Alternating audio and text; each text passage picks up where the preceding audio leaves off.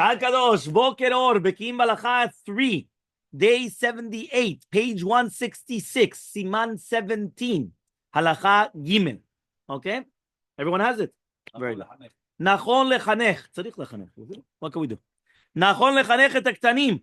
Yeah, we have to be mechanech the ktanim b'mitzvah yekara zo shel tzitzit. Right? With this mitzvah, which is a precious mitzvah of tzitzit. Hachel migil shesh ulmala. Starting with already at the age of 6 and onwards. Ve'ulalbisham talit katan. Put them on a talit katan. ועל מורי בתי הספר לזרז את תלמידיהם שהגיעו לקראת חינוך לחנכם במצווה יקרה זו. It's not only just the job of the parents, meaning who's the ikar job on the parents. But by the way, if the parents don't do it, so then you have the bet sefer. You understand? Meaning that there exists such a call, but the main ones are the parents. Some people nowadays, they throw everything on the school. The school should be mechanech, or on the rabbi. The rabbi, the kila should be mechanech. No. The parents are number one. If the parents don't do it, make sure that the school that they're going to come and they're going to do the chinuch. Yeah? Fine? That is going to be the school. ובספרי המוסר כתבו שנכון להלביש טלי קטן לקטן אחר גיל 3 שנים. Really, באמת, started after even the age of 3. ועל ידי כך יזכה לנשמה גבוהה. And then he's going to come and he's going to be זוכה to הנשמה גבוהה. Exactly. So therefore, from the age of 3, you already put it on. You don't understand. People do not know the laws of chinuch. So there was a woman that she came to my wife and she goes to her, she went and she said, no, my daughter, she didn't want to go out, my granddaughter, she didn't want to go out of the car because she had like short sleeves and I don't know what. And I told her, yalla, get out. My wife was like, I don't understand you. How old is your granddaughter? No, she was, I think, 9 or I don't know. She's like, where's the chinuch? You don't start chinuch when she's 12, right? The chinuch starts already from a much younger age. So they have to know. Or to be mechalel Shabbat. No, I love my grandchildren. They can be mechalel Shabbat. I don't understand. You have to be mechanech. You have to educate. So the same thing. Here, a person has to come and he has to educate. How do you educate? You start telling them to do it. And the teacher should emphasize the importance of it. So that way the students actually do it. Okay, 227. Right? The footnote on the bottom. The Gemara Mesechet Sukkah, teaches that once a child knows how to do dana talit, his father is obligated to purchase a talit for him. By the way, that is a Sephardic minhag. Not like the Ashkenazim. The Ashkenazim, they don't put on a talit until they get married, even after bar mitzvah. Our minhag, that's Ashkenazim. Our minhag is that the second that a child, for example, my son, Hillel, he already had a talit already from age 5. Right? He used to come, whenever he used to come to Bet Knesset, age 5, already a talit. I see some Sfaradim even nowadays becoming Ashkenazim. Right? That they don't come and they don't put on talit until I don't know when. You understand? But no. Yeah, shel Yeladim. Okay, again, it doesn't have to be a real kosher talit because it's only Midin Chinuch. So since it's only Midin Chinuch, even though that one is pasul or whatever, it doesn't matter because it's a chinuch. Once it's chinuch, it doesn't need to be kosher. You understand? Just like a etrog. What is the chinuch sets? The chinuch sets for an etrog because it doesn't need to be kosher. The concept is he's got a lulav and etrog. It does have to be kosher? No, because he's not obligated in the mitzvah. He's obligated in the mitzvah to start pretending to do it. So for you give him a chinuch set. So the same thing over here. Yeah? So the same thing. Talit, young children. By the way, I'm selling talitot if you want. Yeah, okay, fine. Next, the midrash. Yeah? He comes and he says, right? The midrash comes and he teaches, right? The Ben Ish Chai says that it's much more important when you buy a mitzvah, right? When you buy it instead of coming and when you're going to actually come and you're going to get it for free. Yeah? No, you have to come. So he comes and he says like this. He says the Torah states, meaning that the adults are responsible for the children to fulfill mitzvot. This is the source of the rule stating that once a child knows how to put on a talit, his father must purchase a talit for him. The Rama clarified that this refers to, right, a child who understands that he must keep the 2 garments corners in the front and 2 of them behind, and who knows how to hold the tzitziot when he's saying Shema. Right? So, right, they know this. The Lev Haim Falache, he defined this halacha as applying to boys from age 6 or 7, studying the Sefer Chinuch as the source. The Bach rule, likewise, following the teaching of the Sefer Yitzhak Katan, the Samak. Based on this, Maran the Rishon LeZion comes in rule. Nowadays, the school teachers are expected to train their young students to fulfill this precious mitzvah. Notice that Maran the Rishon LeZion uses the expression should and not must. It says nachon. He didn't say chayavim. Why? It's because there's no absolute obligation to wear a 4-corner garment in order to fill the mitzvah seat. If someone does not do that, he's not committing any averah. Nonetheless, it's highly recommended to do that. So therefore, looking about, below in Siman 24, although the Shulchan Aruch's choice in the words is that the father must obtain a tzitzi for his son, this is because of something that every person is going to wear a four-cornered garment, because that's the way it was during the time of Chazal. Meaning, during the time of Maran, everyone used to wear a four-cornered garment. So if you're already wearing a four-cornered garment, you must teach your child at the age of 6 or 7 to come and start putting on tzitzit. Nowadays, who puts on a four-cornered garment? Nobody. So if nobody puts a four-cornered garment, you're not really obligated to put it on at all. Even an adult. Right? So therefore, he says, so therefore a child, it's proper to do it. This is the proper way of education. Okay? Fine. 228. Teaching that it's recommended to begin training a child to wear the talit katan once he becomes 3 years old. By doing so, the child will be granted a lofty soul. That means you have the power of granting your child a neshama givuah. There's something incredible. You have the power. How is that power? When they're young and you start putting them on tzitzit, kippahs. You don't know how much I fight with the children here. The parents don't say anything usually, but you don't know how many times the children are running back and forth with a kippah. I right away tell them, where's the kippah? Why? They have to have the yirat shamayim. They have to have that. Doesn't exist now. I'm going to take off my kippah and start running. That doesn't exist. Yeah. Well, it depends. Well, yeah. Well, no, maybe not 4 and 5, but for sure 6, 7, and it's a chinuch. They understand. Right? They understand.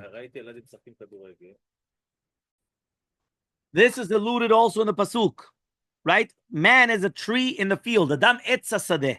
The produce of the fruit tree grows during the first 3 years, which is olah, meaning that no one could derive benefit. But during the 4th year, which is neter avai, we just spoke about this morning, the same applies to our children. The Sheve Musar and the Kitzush Shnei Luchot Abrit, the Shla, both recommended this, explaining that the result of the father in initiating this training, the child will continue on the right path throughout his life. Mamash, you don't know how much mamash it puts into the child. Fine. What about a child using an invalid tzitzit? So the Mishnah Berurah stated that the proper size of a child's talit is whatever fits him and covers his head and most of the body. If it's going to be smaller than that, the child's father is not obligated to attach tzitzit to it. If the child wears a talit with tzitzit, but it's too small for him, he should not say beracha. Halichot Shlomo stated that there's no basis to protest against someone who dresses his 3-year-old child with a tiny talit katan and trains him to recite the beracha. Although it's normally forbidden to train a child to say beracha for a mitzvah if it's being performed incorrectly, right? Here he says the mitzvah tzitzit is different because the seminal importance, right, and being in that the mitzvah is fulfilling every single day, is all day long. These people can be excused for training the children to recite the beracha. Although it is beracha levatala, these children are younger than the age of chinuch anyway, and therefore there's no problem. Rav Elyashiv and also Rav Vosner, they agreed with this reasoning as well. Okay, Alachat Daled. Nachon me'od. Beforehand it was nachon lechanech. Now it's nachon me'od lechanech et hakdim. Hachel migil 6 v'talit gadol. שיהיה להם בשעה קריאת שמע ותפילה. אתה שומע? מגיל 6. טלית גדול. זאת אומרת, כשאני מגיע, לא משנה אם זה נץ או יהיה מניין רגיל, הבן, טלית גדול. עוד פעם, נכון מאוד, לא רק נכון. נכון מאוד. It is proper. Right? He says to educate the children already from the age of 6 to put on talit gadol. Not only talit katan. Talit katan is from already the gil 3. But talit gadol, מגיל 6. Okay, 229.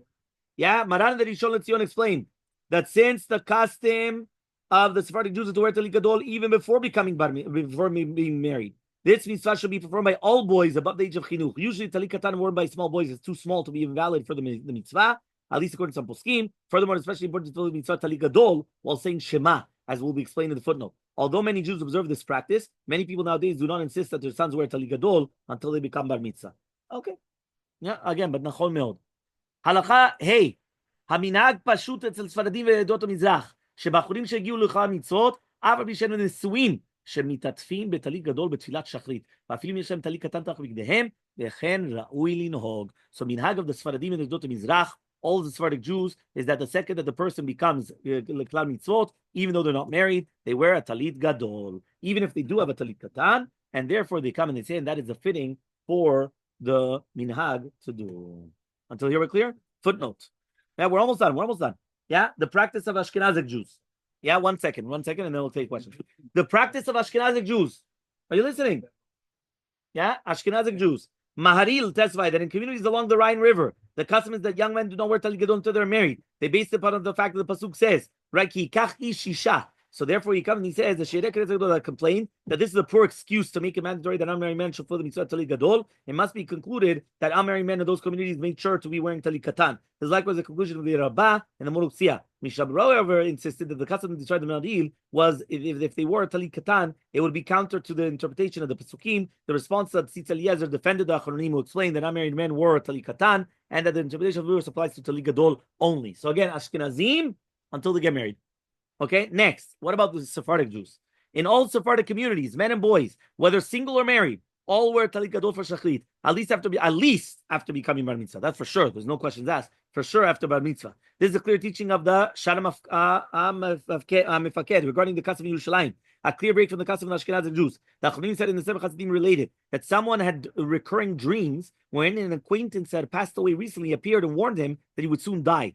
One time he told the man that his death was imminent. That means, mamash, he's going to die ototo. He's going to die very, very soon.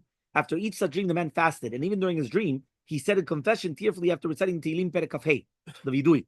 Eventually, he felt seriously and was about to die when a translucent a portion of a person carrying a heavy load appeared before him.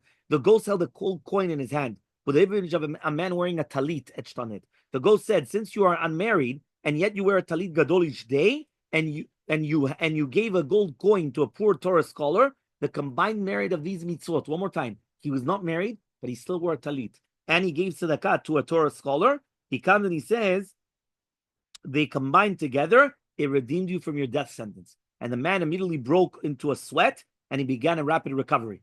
Here are some of the spiritual advantages of the practice of wearing talit gadol even before getting married. Number one, according to the Gaon Vilna and of Zalman of Liozna, the talit katan that most people wear is too small to fill the mitzvah. B, many people wear the talit katan made of cotton. And according to Maran, right, those people do not fulfill the mitzvah, minat Torah. So therefore, obviously, if you wear the it's wool, so it's minat Torah. Remember, we had a lot about that with Rabbi Mansour when he gave the shiur here. Number C, according to the Holy Zohar Kadosh, if someone says in the morning Shema without a talit, he's guilty of misrepresenting himself. The Chayyadam added that many people rely on the fact that they are wearing talit katan, and therefore they excuse themselves with the talit gadol. But he insisted that it is incorrect. Usually the talit katan is not made in a manner to fulfill the requirements of the halacha in order to make a beracha. D, according to the Kabbalah, it's necessary to be wearing both talit katan and talit gadol. Talit katan represents a minor halo that protects the wearer, while the the talit gadol represents a major halo, right? It says that provides a stronger protection. For some explanation of this, see the response to the skill of these, according to the Zohar Kadosh, this is necessary even before a person gets married. The Kavachim Sofer added that the Rizal taught that a person affects the supernal world profoundly by wearing a talit gadol and reciting bracha over it. No one, he warned, has the right to excuse himself on this. So these powerful words. Furthermore, the Ben Ish Chai, right, in the Rav Pe'alim, he said the one must put on a talit gadol before advancing to the mitzvah of tefillin.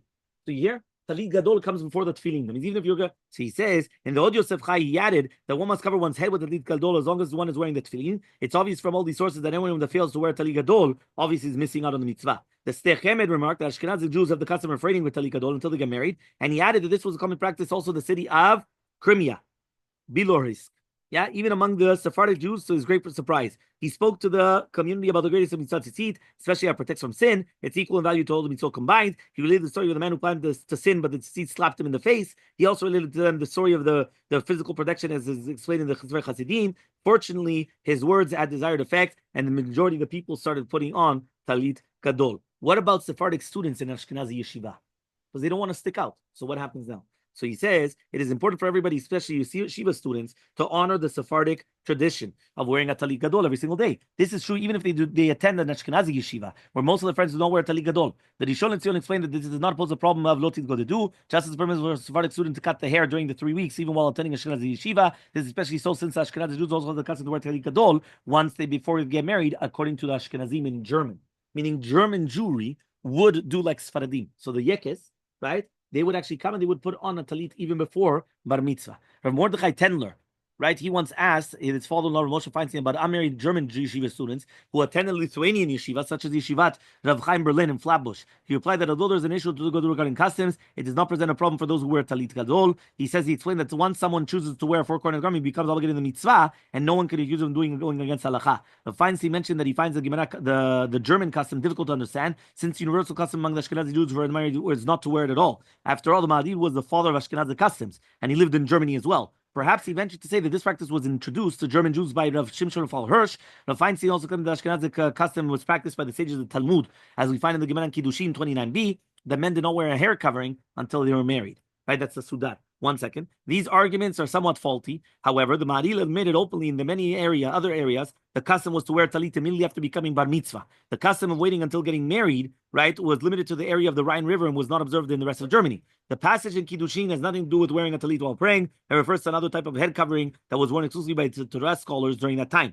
The response to Yitzchak Iranen, he quotes Rav Srayahu Dublitsky, asserting that in all of Europe, except for the area of Rhine River, the custom was not meant to wear a talit. And he cites also Rav Shmuel David Monk, that he asserted the custom in northern France was to wear talit gadol as soon as it becomes known how to wear it. Whereas in southern France, they became only after bar mitzvah. That was the custom. The custom of waiting until after marrying was prevalent in Poland and Lithuania only. Instead of complaining about those who have the custom of wearing a talit, Rav Feinstein should have complained about those who have the custom not to wear one. As explained above, there are many halachic and spiritual advantages to wearing a talit, especially for those Jews who wear a talit katan of many different other textiles, right, that is not going to be sheep's wool. According to the Rambam in the Shulchan Aruch, the Torah mitzvah of sisit, he applies only to wool or linen garments. The obligation to eat tzitzit, to the garments, right, made of other textiles is only an institution for Chachamim. Although the Ramah ruled that garments of all natural textiles are going to be obligated by the Torah to have tzitzit attached to it, right, he says, right, since the debate concerns Torah mitzvah. In fact, Rav Feinstein himself recommended this in above in Siman 10. The fact is the great majority of Ashkenazic yeshiva students wear cotton talit katan. This practice results in the sorry fact that until they get married, they almost never fulfill the mitzvah.